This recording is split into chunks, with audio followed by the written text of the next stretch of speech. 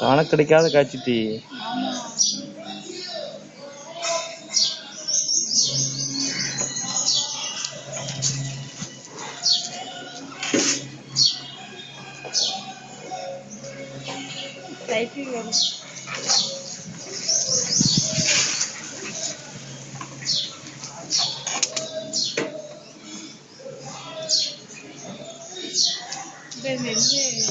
யூடியூப்ல போட்டு விட்டோம்யா.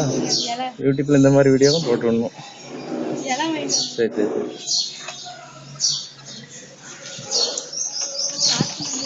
ஸ்டார்ட் பண்றேன்.